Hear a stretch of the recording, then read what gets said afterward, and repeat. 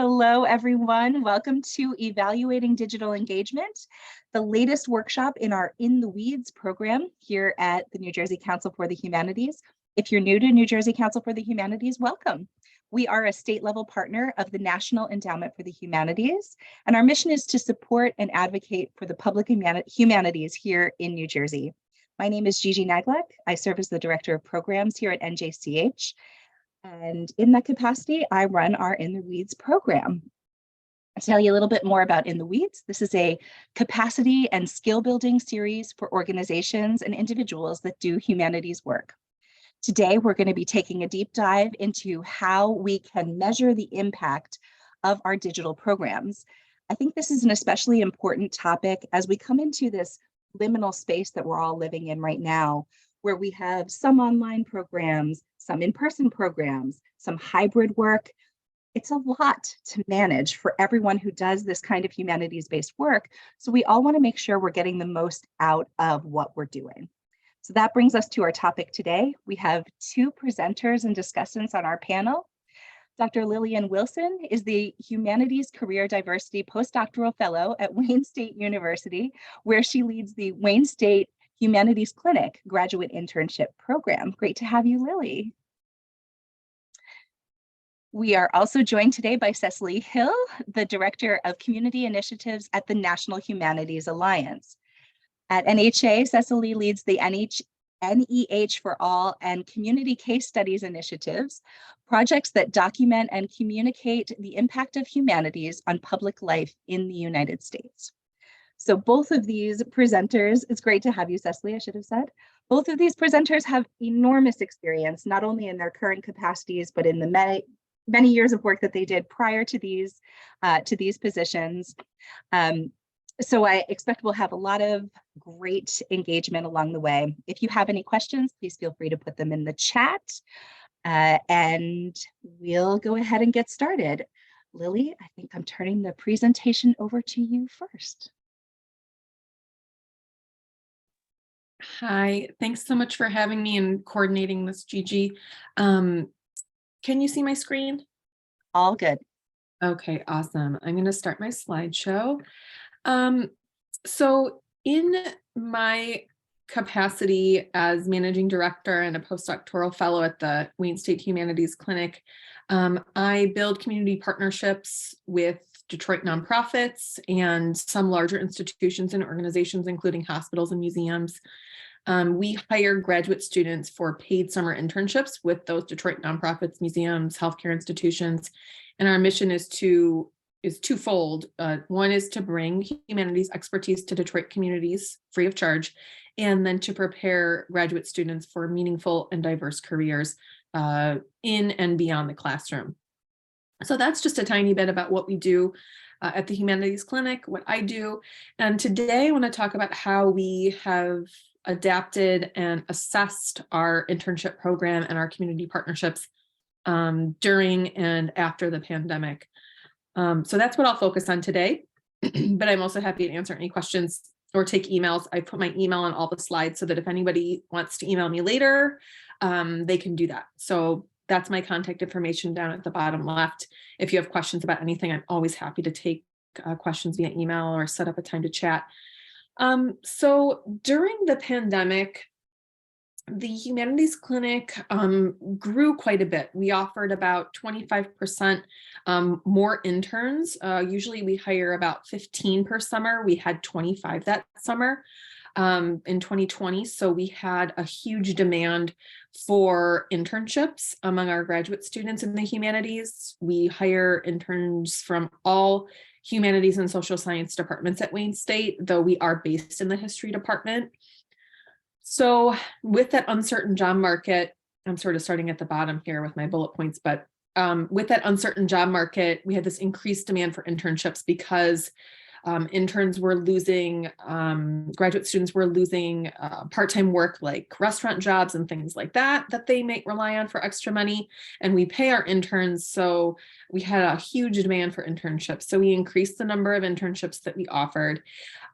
Museums, libraries, and cultural organizations were closed, as we know, but healthcare nonprofits and hospital system had an increase in the number of proposals that they submitted to us and the number of requests for interns that they submitted. So that had a big impact on the type of work that we did during the pandemic, especially in 2020.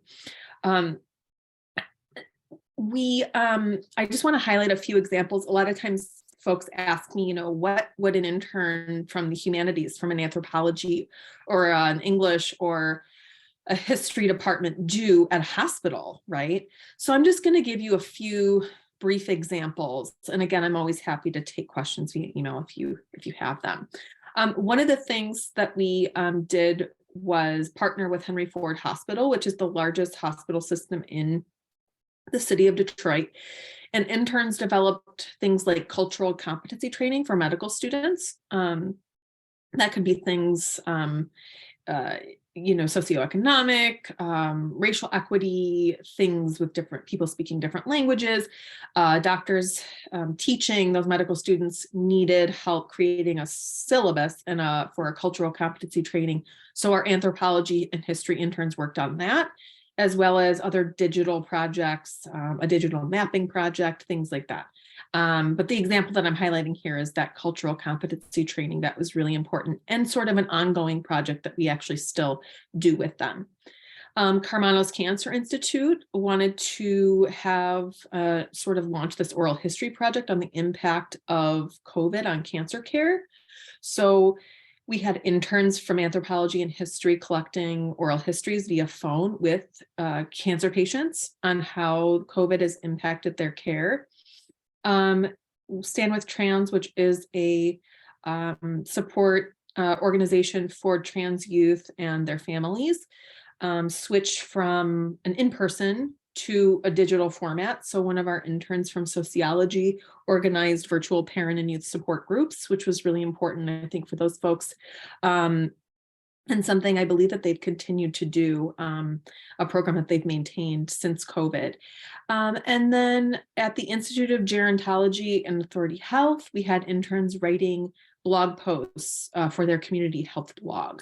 So things about nutrition and access to healthcare during the pandemic, and how things like socioeconomic and racial inequities impact access to those things. So they use their sort of deep knowledge of those subjects to write in a mainstream format for those groups.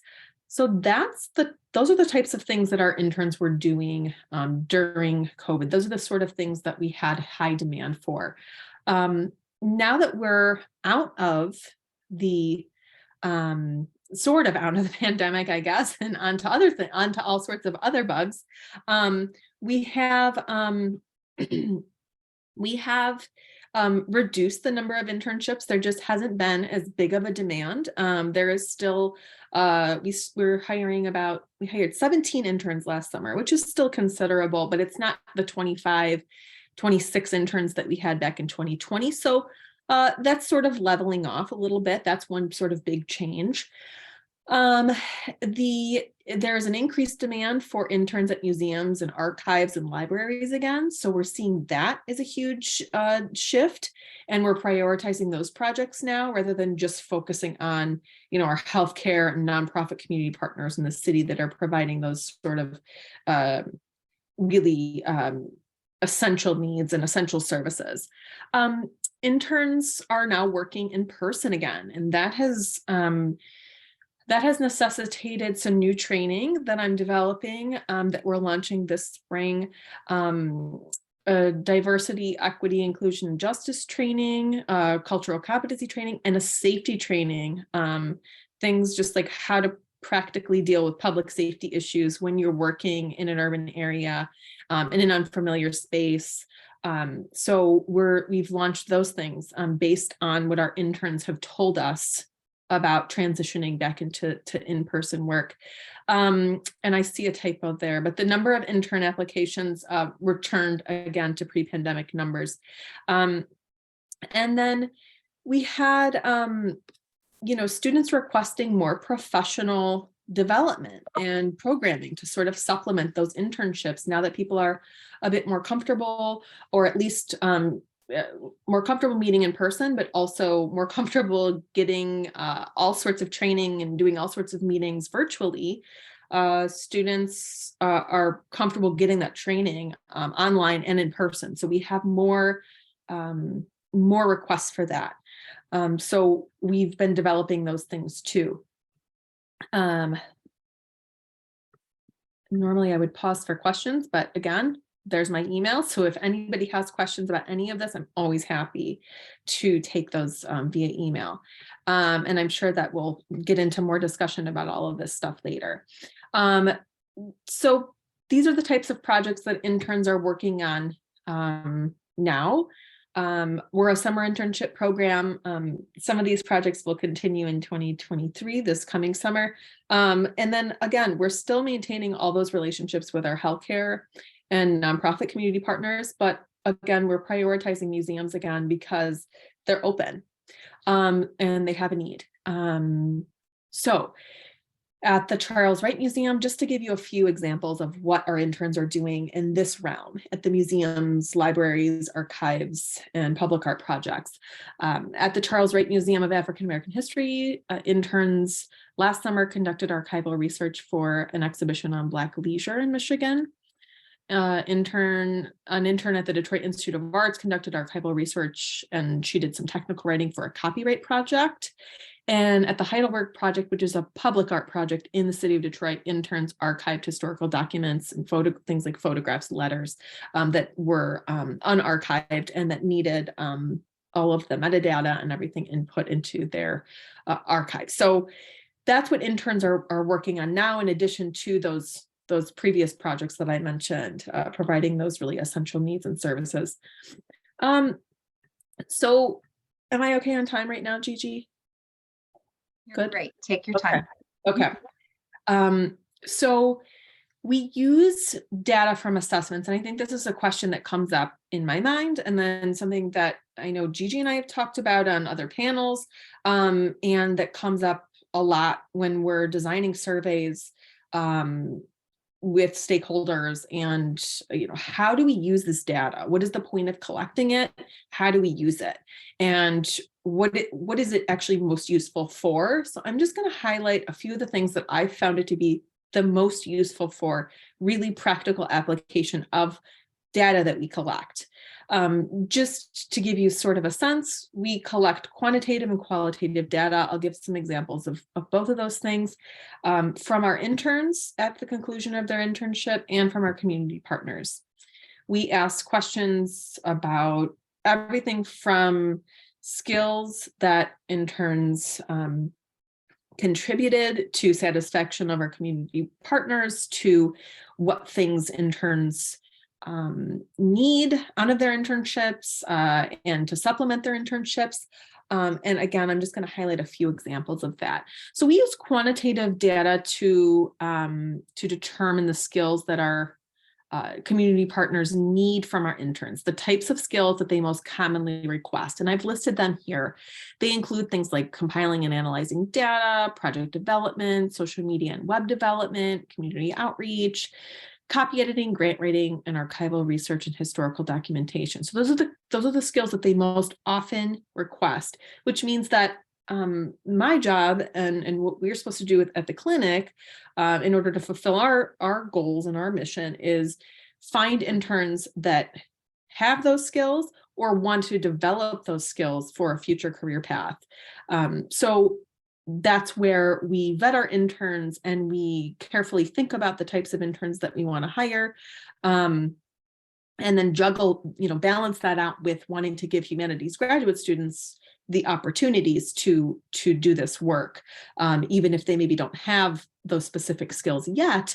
Does their training in the classroom, has it prepared them in any way to go on and do this type of work for a summer with a community partner and sharpen those skills or develop those skills?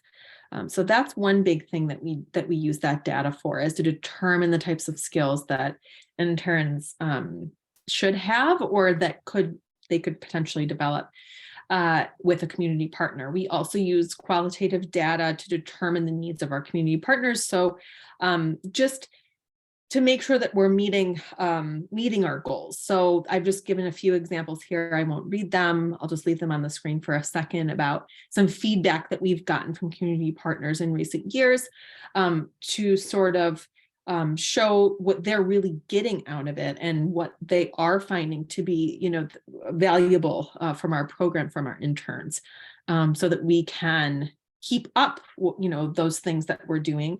And then also, like I mentioned in the last slide, to do the work to make sure that we're preparing interns to work, in an ever-changing workforce.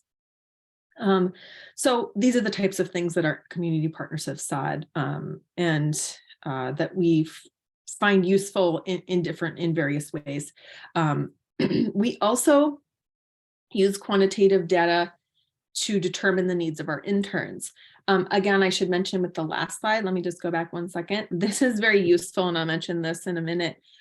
This type of feedback, these sort of quotes and sort of sound bites from community partners are really helpful when it comes to writing grants, because it's showing, an organization that we may be applying for a grant from, that, we are doing what we say we're going to do to support Detroit communities. So these types of things, these quotes or sound bites, as I call them, are important for that too. So that's one way that we use them, in addition to making our own sort of adjustments and adapting to as the workforce changes. Okay, so quantitative data to determine the needs of our interns. Again, this is helpful for grants, but it's also helpful so that I know where I need to make adjustments, and where we're meeting the mark. So our interns, by and large, feel better prepared for the non-academic job market after completing their internship, which is terrific. A lot of interns still want to do tenure track teaching, or they want to work in higher ed. So that accounts for, that's where the qualitative data and their feedback really comes, helps us sort of understand these numbers a bit better. But by and large, a majority of our interns feel better prepared for a range of jobs, even including the academic job market, which is great. And full-time faculty know that so much of their job is administrative tasks, meetings, even creating, websites, social media, things like that, archival research, of course, for those of us in the humanities. So they're gating those skills and sharpening those skills even outside of an academic setting. And that's really the goal here, so that we're not discouraging people from tenure track teaching, but just to show them the range of things that they can do with their degrees. And a majority of folks feel after their internships that they are prepared for better prepared for academic work. So that's the data. And again, we use that for grants, and we use that to make adjustments to our own program, and to develop programs and workshops to supplement our internships. Again, these are just two more stats here. One thing that we did when we designed a survey a few years ago with the National Humanities Alliance, I worked with younger Oliver at the NHA, and we created the survey, and we did it in 2020, and then in the second summer in 2021, when when we edited that, we added in a focus on things like social justice, community engagement, and we really started to sort of focus on that for our intern surveys. And that's where that 95%, that stat kind of comes out of that. So in the face of all of the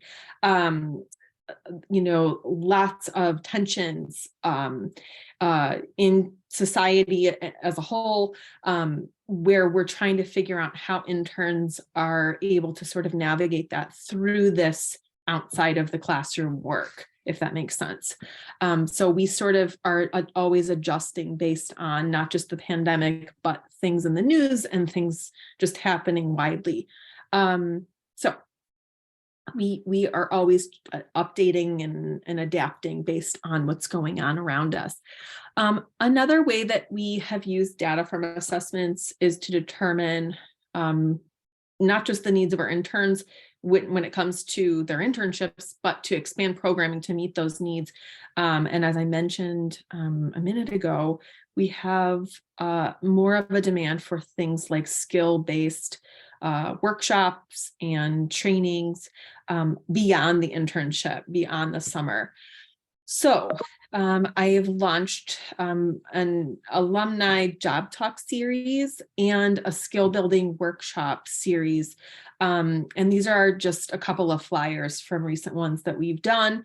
So we've done workshops on grant writing, publishing, and we're going to have one in a couple of months on nonprofit management. And again, that's based on feedback that we've gotten. I've designed these based on feedback I've gotten from interns, not just in surveys, but also in focus groups that I led last year, where they mentioned that they really wanted grant writing or, professional networking or nonprofit management experiences and exposure. So we have developed these things out of that.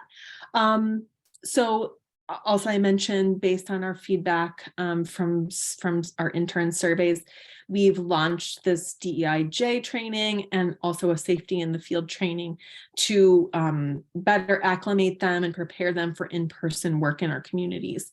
So that's another way that we use, and we have used data in our assessments to develop new programs. And again, we're constantly expanding. As I mentioned, grant applications are a wonderful way and a very important reason why we collect a lot of this data, articles and annual reports.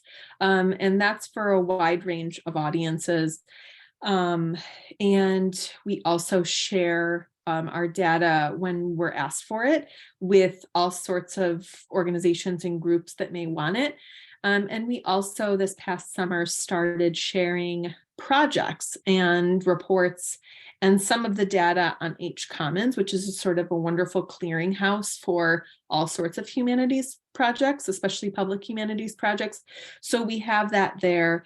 And then, of course, we use social media platforms like Twitter to also just sort of showcase how we're growing and expanding events we do, and to sort of get a sense for what the needs in our community are.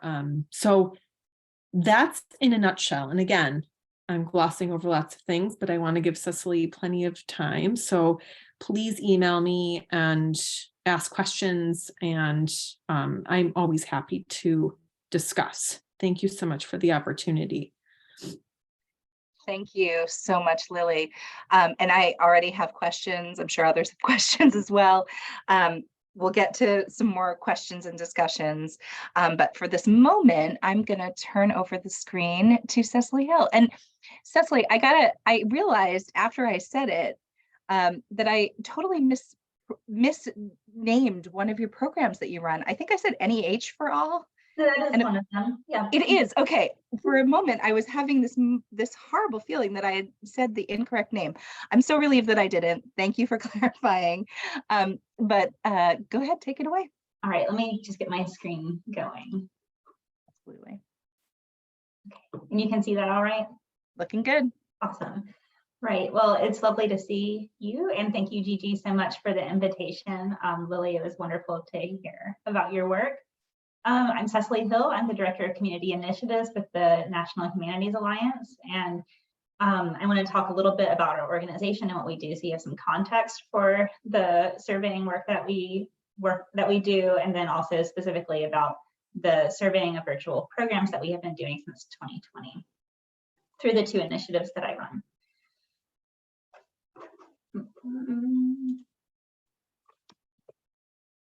Okay, sorry, I'm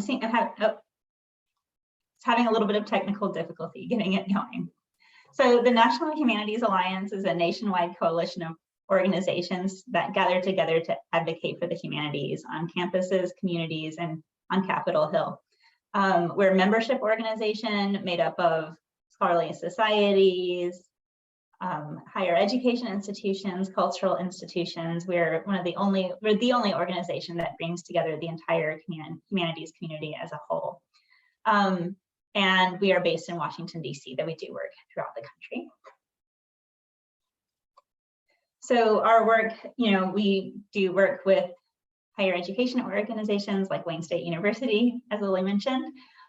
We have several initiatives that kind of make up the basis of our work. We have a Study the Humanities initiative that aims at turning the tide on declining undergraduate enrollments in humanities majors and minors. We have a Humanities for All initiative that documents the presence of publicly engaged humanities work at higher education institutions. And we have the two initiatives that I run. The first is NEH for All, which documents and communicates the impact of the NEH's funding and their work, and then Community Case Studies, which is a newer initiative that is documenting the impact of the humanities in 3 US communities.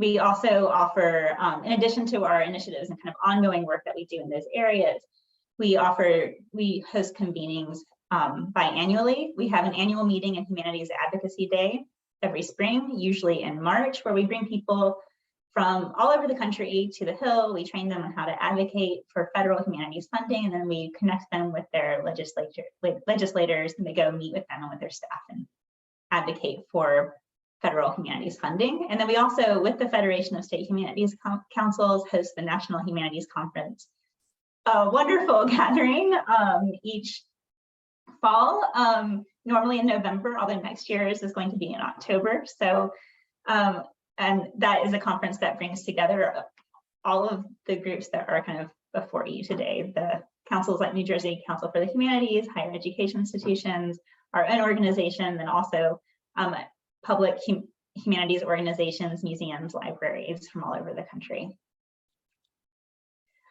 So the two initiatives that I run, NEH for All and Community Case Studies, they, what they have in common is that they are kind of publicly oriented and that they document and communicate the impact of humanities work in communities, in American communities, and they have an emphasis on public good.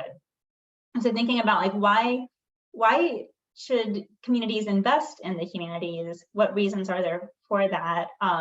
What do they do for our public, for our society, for our states? So, and we use all this work to engage policymakers as well as communities around the humanities. We use qualitative and quantitative methods. So NEH for All came first, Community Case Studies came second, and it started with interviewing people from around the country who had been project directors on NEH funded work in an attempt to better understand what actually happened as a result of NEH funding, the types of work that they were able to undertake, both the direct impacts on their organizations, on their staff, on their communities, and also indirect and longer term impacts as well that we were able to see sometimes by interviewing people who had received grants 40 years in the past. We still do that kind of interviewing work, and it is also the basis of our community case studies where we're looking to understand the impact of the humanities in Rapid City, South Dakota, Nogales, Arizona, and Charleston, South Carolina. And there we're interviewing leaders in the cultural community, people in humanities organizations, your traditional humanities organizations, but also organizations that aren't really your traditional humanities organizations at all, but are undertaking humanities work. And then in both of those projects, we use surveys to understand in a different kind of way the impact of humanities work. So with the NEH, we partner with NEH grantees to help them survey their programs, all kinds of public programs, a special emphasis on kind of community conversations types of programs. We do a lot of surveying of veterans programs for veterans, reading and discussion groups, that kind of thing. Programs for K-12 educators. And then we also, sorry, I lost my place there for a second. So we partner with them to survey those programs kind of as an external evaluator. So we're helping them develop surveys that speak to their program aims and also have an eye toward what is the public good impact of this work. We work with these organizations to take that survey, to implement the survey on the ground. We collect the data and then we analyze the data and provide our partners with a report. We do a similar thing with our community case study partners who are in these specific communities. And, and we also work with these partners in any number of ways that maybe don't do that full extent of labor. Maybe they don't want like a full analysis. Maybe they just want somebody to take a look at a survey that they're working on or already working with. Sometimes they just want us to create a survey and then pass it on to them. We do those kinds of things too. And I should say that we partner with the full range of publicly oriented humanities organizations. So we partner with libraries and museums, historic sites, independent research organizations, colleges and universities, especially on their publicly oriented programs, and even with city commissions. So it's really a wide range of partners, but at their core, the thing that they have in common is they're doing humanities work that benefits the public and is directly aimed at some kind of public. So we were working with all of these partners, many partners at a given time when 2020 happened, and we had a pandemic shift to virtual programming, and that shift necessitated, all of our partners shifted to virtual programming, and we had to kind of shift with them and help them figure out how to survey these programs in this new context. And it also kind of forced us to really think about the work that we were doing, why we were doing it, and what benefits there are to humanities programs in different contexts, virtual, in person. We had to think very hard about how we were delivering surveys. We had to think about what kinds of questions should be asked about virtual programs or virtual products. And we also started to consider whether or not elements of the surveys could be used as a part of the program experience.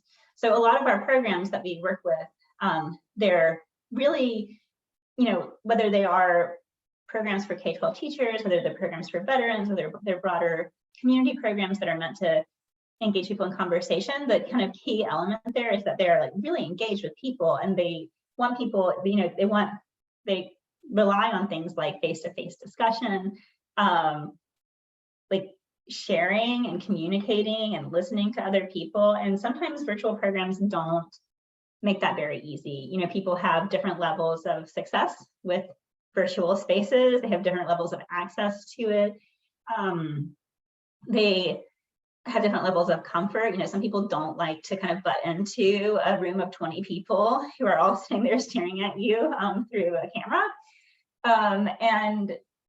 And so we were thinking really hard about like, well, are there ways for surveys to kind of play some of the roles in helping people reflect on their experiences and connect with program goals that maybe conversation had done in the past. So not to totally be a substitute for conversation, but to offer people an alternate method of taking part in a program. I think back to, my time as a teacher, like there's lots of ways to engage with something, and you can be a really active listener, right? But have lots of thoughts, but not be comfortable talking. And I also think about some of the issues some of our partners saw.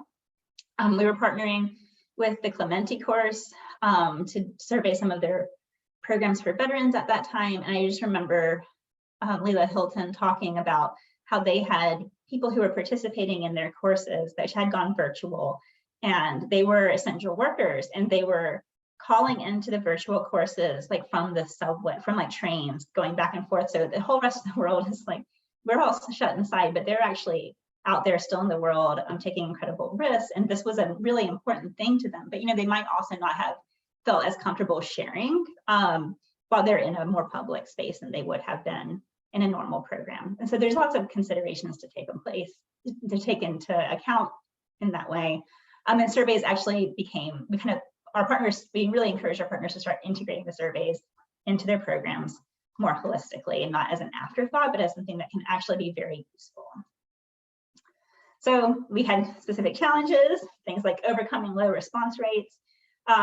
It's really easy to, it's easier, shouldn't say it's easy, but it can be easier to get people to fill out a survey if you're standing at the door smiling really big at them and like holding your hands out for a survey, and they leave, they kind of feel guilty. And so some of our partners had trouble getting survey responses. And so we tried things like building time into the program for the survey. So if the survey is playing a role in the program, then spend 15 minutes at the end of the program giving people time to think and write. Being more assertive about the need for the survey. So saying like, we really need the results for the survey. It helps our work happen. It helps us get funding. It helps us make our work programs better. It ensures the continuity of our programs. And then also encouraging our partners to be a little bit more aggressive about sending reminders for people to ask them to complete virtual surveys. And they're a little uncomfortable with it, but we really are like, you need to send at least 3 reminders. That's just a good practice. And we also tried to encourage, work at encouraging people to actually complete the surveys. And I should say that in general, we try to ask engaging questions. And by engaging questions, I mean questions that are really directed at program goals and that ask people to think and reflect about what they have experienced. And I will say that in general, once people get started on our surveys, they usually complete them, right? So like really being careful to write questions that are engaging and not just like satisfaction scale questions actually helps encourage completion. Grouping questions for efficiency, so grouping like questions with each other so people don't have to read quite so much. And then also, again, explaining the need for survey results really helped encourage people to complete the programs and met some of the challenges that we were seeing. And we also saw some benefits in that time. So for instance, it's much easier to analyze the data if it's all digital, right? You don't have to go in and enter all of the survey results, which is very nice. You don't have to manage people's handwriting, which is also very nice. And again, building time into the program for the surveys really does increase both response rate and the level of thoughtfulness people bring to the surveys. And I have to say, people are so thoughtful in responding to the surveys that we have produced. They really write books, and I'm always surprised by it. I was just going in preparation for this presentation, I was actually going through some of our reports where we just have the data kind of, we give the raw data to our partners, and I was just reading through it, and I was just like pages and pages and pages. So that's just to say that although it can be difficult, like there actually can be real benefits, and that is lovely.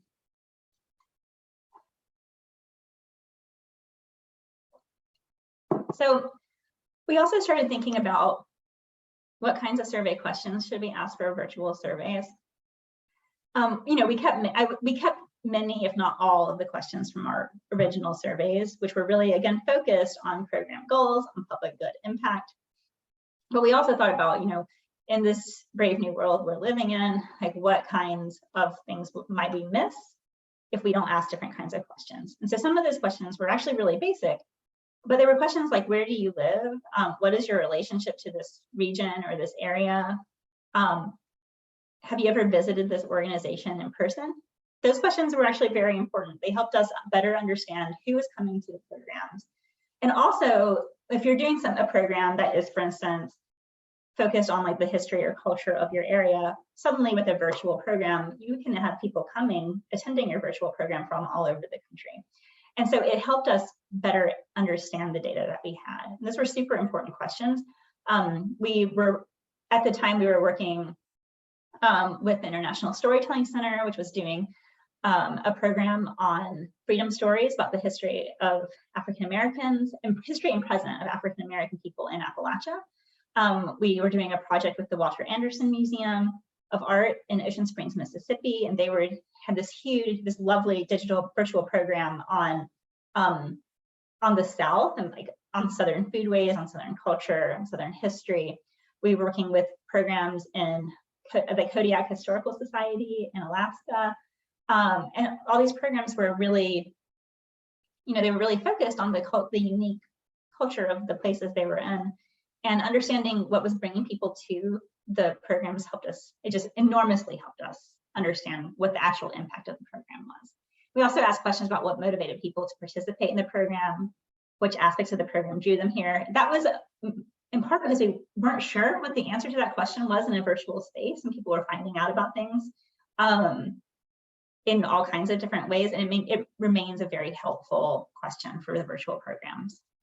We also ask a number of Likert scale questions. These are statements, but we can give them as questions.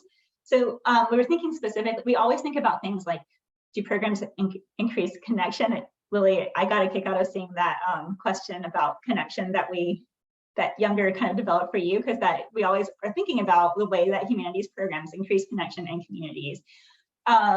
So connection, things like trust, community pride, opportunities to listen and to understand. We're always thinking about these things. In a virtual space, connection might look different, but it's still really important. And so we were asking these specific questions too, about the time to connect with about appreciating the time to connect with others, participating in an event that enhances a sense of connection to the community, participating in a program, does it enhance the sense of connection to a region? And this is important for people in a community. It can also be important for people who maybe are from a community and have left it, or whose family is from a community, or in a country that is increasingly feels very divided, to have a sense of connection with an area of the country or a town that's very far from where you are. That's quite valuable too. So combined with that place data, these questions about connection really were just very helpful in understanding the impact. And I have to say, I was referencing specifically programs that were about history and culture of a specific place, but a program doesn't have to be about that to enhance a sense of connection to an institution or a place. And so these can be useful questions in a range of program types. We also started asking questions about motivation, like what are you motivated to do as a result of attending programs?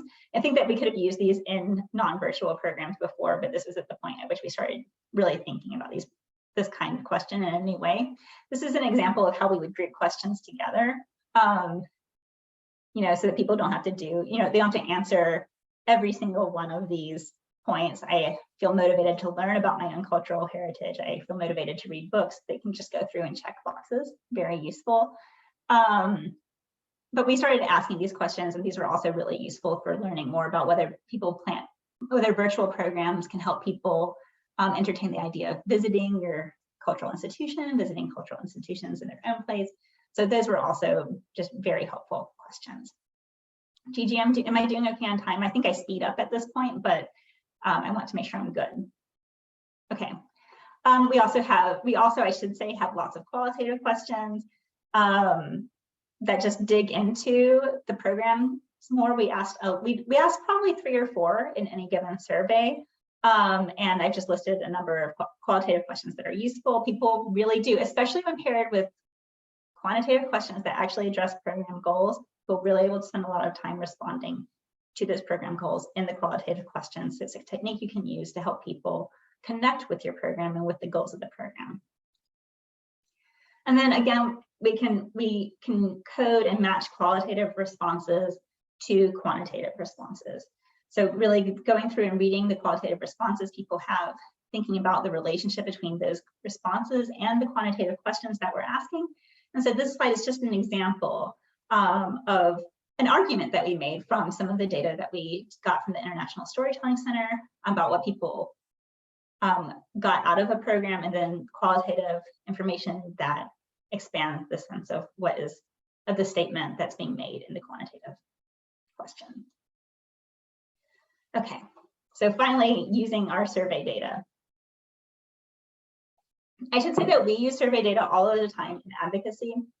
I mean, when we're trying to explain to members of Congress or their staff, or media, or really anyone, we are always relying on this information to better convey the impact that humanities organizations have and humanities work has on our public life. I will also say that, I think people are used to hearing from the people who get money for things like grants, right? About how great that was for them. But surveys are a place where you can actually hear from the people you're trying to impact, right? The kind of end user of your product. And so it's very helpful. I know Lily made that point as well. Our partners use the survey data in grant reports, grant applications, in fundraising in a more general way. They use it in social media to attract more people to their programs. They use it in blog posts. Sometimes we write those blog posts, but sometimes they use them in their own blog posts. They use them in press outreach and in their own advocacy. And I have a couple of examples of how our partners have done that. So this was for a non-digital program, but the Johnny Cash Annual Heritage Festival It takes place in Dice, Arkansas, every year prior to the pandemic, and we worked with them to survey their program. And we also worked with them to make this little case study of the program, which they then, use as a document, actually used it in outreach to their major donors successfully, and in outreach to their state legislators regarding funding for the site. The Johnny Cash Annual Heritage Festival is a fundraising mechanism for the Dice Colony Historic Site. Excuse me.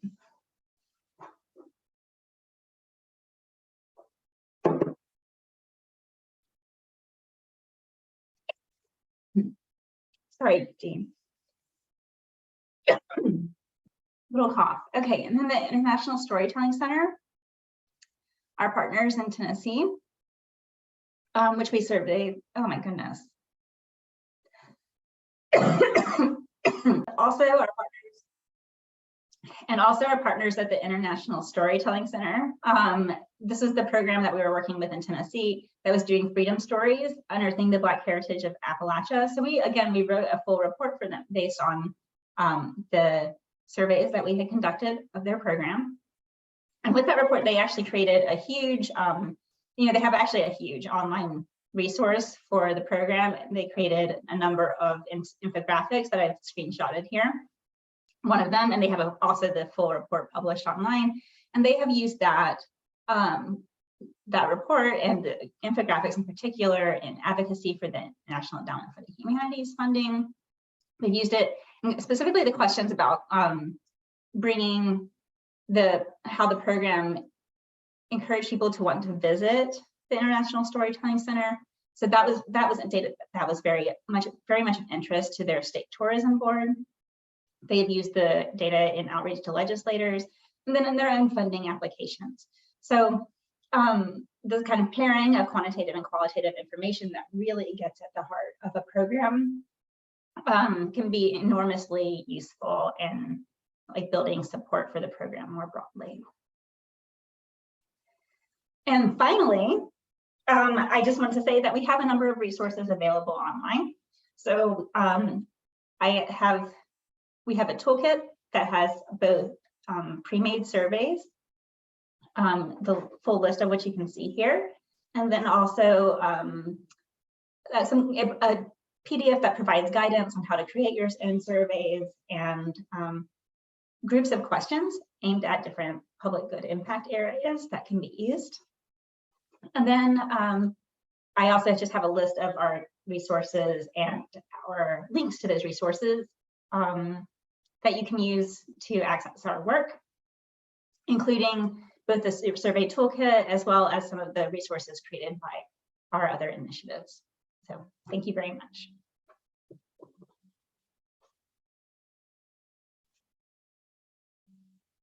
Thank you so much. Sorry, I lost my cursor there for a minute.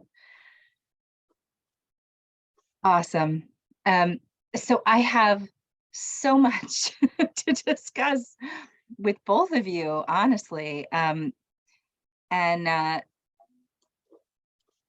see, Cecily, there you go. I was gonna say, do you mind stopping the share? So if you don't mind me getting started, I wanna talk about a couple of things that I feel are sort of concurrent between both of your presentations, but also things that we've been talking about here at NJCH, that we were talking about at the National Humanities Conference earlier this month, both actually me and Cecily in the hallway, and then with other colleagues throughout the conference.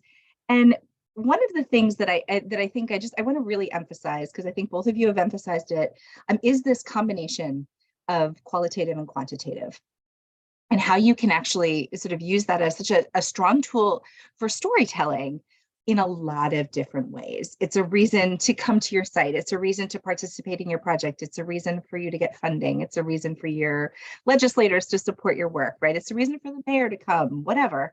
There's so many ways that you can use this. And I wondered if you could perhaps each give an example of how you actually do that. The series is called In the Weeds. I want to get in the weeds a little bit, right? Do you compile, are you looking for particular words as you go through? Are there particular programs that you use to pull data together? And either one of you, if you'd like to start, or how you sort of approach that integration of qualitative and quantitative data.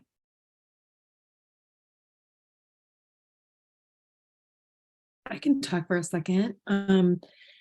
I think that's a really great question, and the relationship between those two different types of data is super important. So I'm glad Cecily also was talking about that, and I think it's a real strong suit of the surveys that we've designed with NHA. So I think it makes sense that because we've worked really closely with them to develop our intern and community partner surveys, that there is that trend, between the work that Cecily is doing and on a broader scale, and then the work that we're doing here in Detroit. So I'm just gonna reference one thing that I was thinking about as Cecily was talking, and I don't know if this is going to answer your question like directly, but maybe Cecily can sort of expand on it. But I just wanted to I was trying to think of an example of how we use those two different types of data in harmony, and how we to talk to many different audiences, because I think that's another thing, is there's so many different ways to use this data, to use assessments, and it depends on a lot of times who you're talking about it with. Are you talking about it like Cecily mentioned, with someone in Congress to advocate for something? Am I talking about it here in Detroit to convince maybe some doctors or lawyers or a nonprofit that we have skills that would benefit their organization or their group? And one of the things that goes back to this idea of community engagement that Cecily mentioned, her team at NHA are focused on, and something that through that we are also interested in. And then also our administrators at Wayne State are very interested in bridging the gap between campus and community outside of campus. So a little different way of thinking about that. So when we designed this survey for our interns and asked pointed questions about, do you feel, connected to your community, or do you feel better connected to your community after doing this internship? We had incredibly high response rates, and 95% of our interns said that they did, in fact. And I think that was really important, not just because it's showing how the humanities can connect people, whether it's between a college campus and an inner city or urban community. But it also, for me, when I'm talking to folks at Wayne State, for example, internal stakeholders, I can talk about how community engagement is important for graduate student mental health, and for graduate students who are maybe working in isolation, or who are maybe not from Detroit, who maybe are coming from another place, and they don't maybe feel the same sort of connection that could help them to really thrive in their PhD program or their MA program. So by connecting them to groups, to communities beyond campus, we're meeting all these sort of other needs that are maybe not obvious when we're giving the survey, but that I'm thinking about as somebody that works in higher ed with graduate students and knows sort of the ins and outs of the things that they're struggling with. So again, it can kind of reveal, those questions can be really depending on who you're talking to, and what you're using that data for. It can really be useful in surprising ways, I think. So anyways, I want to give it over to Cecily, because I'm sure she has other things to say about this. But that was my example of how this data can be used, quantitative and qualitative together, and then also how it can be used in really maybe surprising ways. Yeah, thanks, Lily. So, I mean, I'm to be really in the weeds about it. I think that this is something that can be very intimidating to people who aren't used to doing it.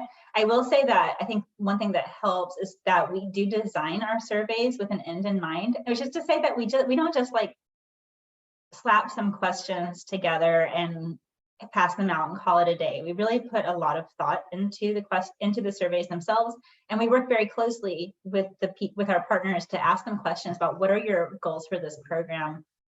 And we'll ask them about the goals in different ways, right? We'll ask them kind of the same question over and over again, like what is the goal for your community? Who do you hope is going to attend the program? What do you hope they're going to get out of the program? What are the broader goals and how are they tied to your organization's mission? So when we design surveys very carefully from those kinds of conversations, what we end up with is a survey that I think is robust and that is kind of ready for that kind of quantitative and qualitative pairing, that you have good questions to start with, right? And that are clearly related to the mission of your organization and the goal of the program. Then the actual qualitative analysis, people take surveys on a regular basis. A lot of the time, they might not realize that they're doing it, but they're responding to something on TripAdvisor, or they're getting emails, and so people are actually fairly sophisticated in survey taking. You'll find, and they understand that what they're reading as they're asking questions are about the things that you're interested in learning about for the surveys, and then they will respond to those questions. So it's another argument for being very careful about the kinds of questions that you ask. So what we do is we actually, when I say that we code the questions, we actually go through and we read through all of the qualitative responses. Sorry. Sometimes those qualitative responses will already be paired with the quantitative questions. We might ask a question and be like, tell us more about why you said this, right? So then those are already prepared. They're already paired. But then other times it's just a few qualitative questions at the end of a survey. And what we do is we literally go through and read it. We think carefully about what kinds of themes are coming out. Some of them will very likely be from the questions that we have already asked, but there are often other things that we weren't anticipating as well. And then we count, like often with a notebook, I have a piece of paper, I go through and I'm like, this is a quote about, let's say, going back to this Appalachian series. And I have colleagues who do the bulk of this work, but I do it with them sometimes too. I mean, and sometimes if it's a lot and it's hard, we'll bring multiple people in to have a conversation about it. And we'll read through and say like, well, I'm seeing this, I'm seeing that. And then we go back through and we'll literally be like, this is the quotation about understanding race, check. Like we'll go through and they'll check them off so we can see how many. Sometimes you end up with like 50% of the respondents saying the same thing. And so it's sometimes worth doing that. Even if it's not 50%, you can still use qualitative responses that you think are helping you understand these quantitative questions more deeply. And then I will also say that, that's the thing that you can do for like smaller sets of data, right?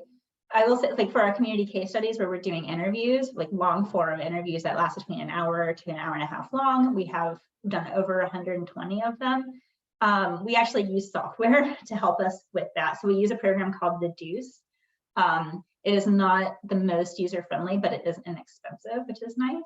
And it's not terrible. It's good. It's virtual, and we have a code book. We have themes that we've worked on together. We read the interviews, and we literally go through and it's like with a book, like you're highlighting, right? You highlight it, you mark the code, and then later we can go back through and find those things more easily.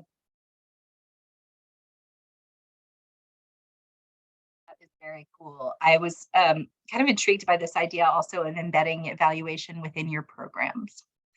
And not even necessarily, I think something that I was thinking about related to that is you don't even necessarily have to call it evaluation, right? I've thought about even well before the pandemic, when I was still back in my career in museums that predated coming to the Humanities Council, we would have a lot of fun at the beginning of a program sometime, asking people to all respond on their cell phones using the cell technology, where you can then show how many people answered this, how many people answered that, or utilizing. I think it can be a really interesting way to think about places where people intersect and places where they diverge, which I think is a useful tool for analyzing impact, analyzing content. So I'm really I'm really interested in that. And I think both of you have pointed to those kinds of opportunities, which kind of brings me to my next question. In both of your presentations, you're talking about a lot of very traditional methods within humanities evaluation, right? And we're talking about internships, right? We've been doing internships for, I couldn't tell you how long, hundreds of years in some ways of thinking about it. When we think about doing evaluation, we think about doing a survey, right? So it's very traditional in a lot of ways. And yet we really had to shift very abruptly and without a whole lot of time to think it through. Because of the pandemic and because of everything just being like thrown up in the air suddenly. Now we're in this space where we have an opportunity where we're, like sometimes we talk about like going back. I don't think any of us are really going back to what it was pre-pandemic. So instead, we have this opportunity to start to shape a new normal. So I guess there's a kind of a two-part question I have for each of you. One is, what do you think the opportunities are that exist in this moment, right? This moment, I think there's a lot of things that are hard, but there's really great opportunities too. So in this moment, what opportunities do we have? And I think second to that is, we've been living here in this new normal for a little while now. Are there places where you think there are things that are going to stick? Lily, you mentioned in your internship program, you had a big increase in internships and then they sort of settled back down, right? You had a real shift toward non-traditional humanities sites, right? Non-traditional sites for humanities internships. And now you're shifting back to some of the others.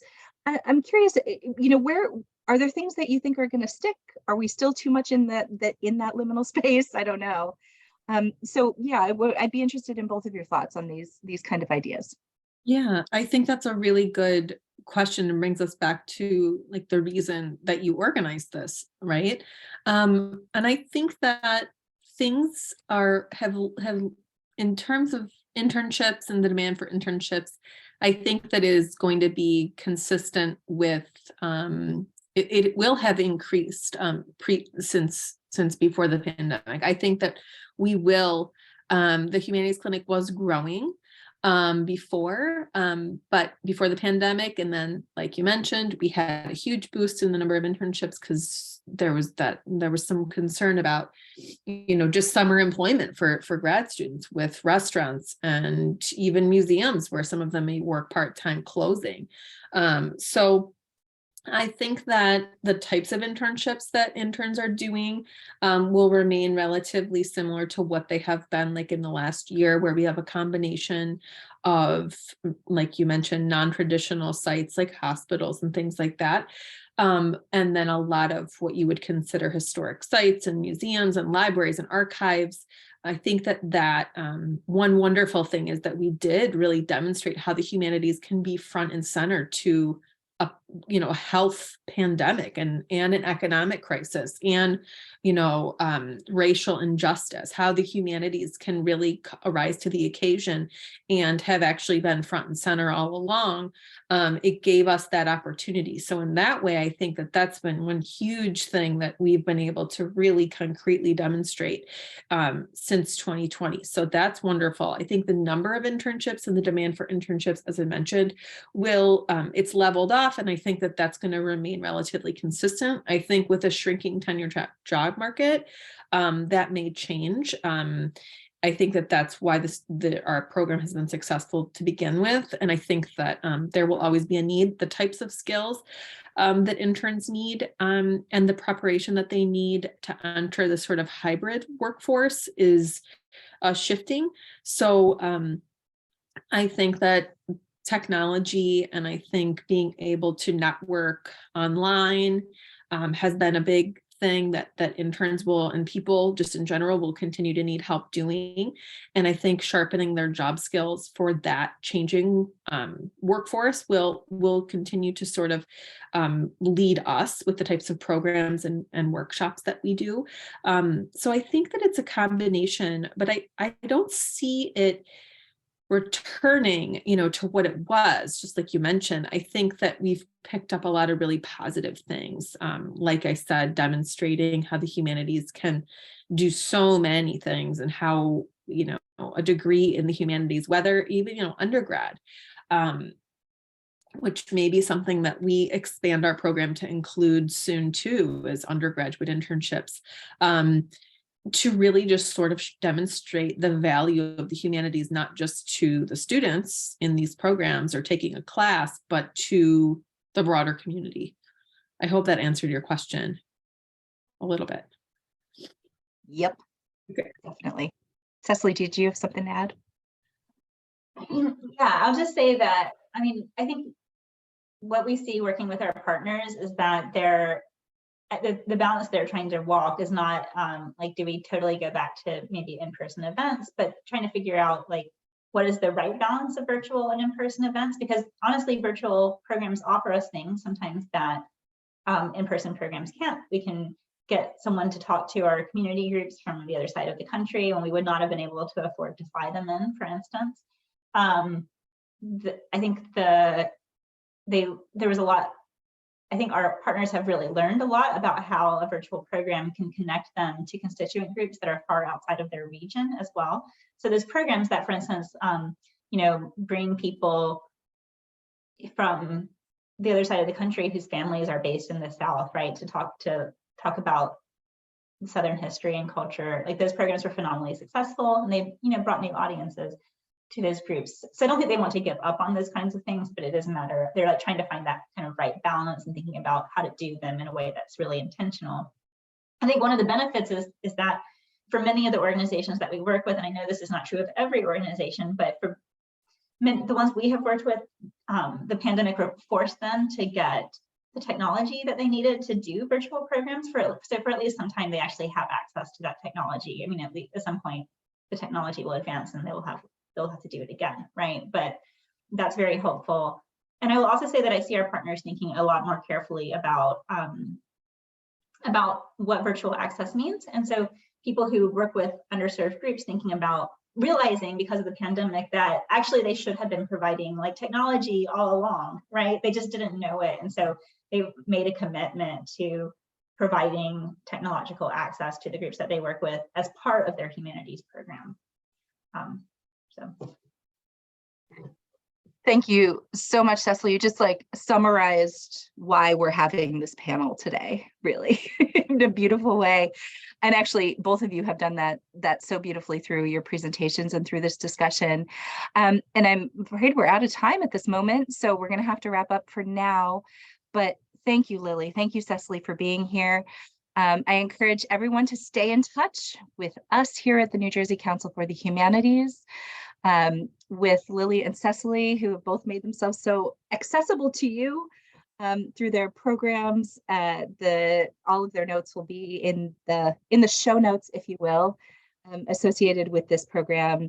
In the Weeds continues in January. We hope you will join us, and all of our In the Weeds programs, past, present, and future, are accessible through the New Jersey Council for the Humanities website, njhumanities.org, under Programs in the Weeds. Hope to see you all again soon. Thank you so much. And we will enjoy your holiday season. Bye-bye.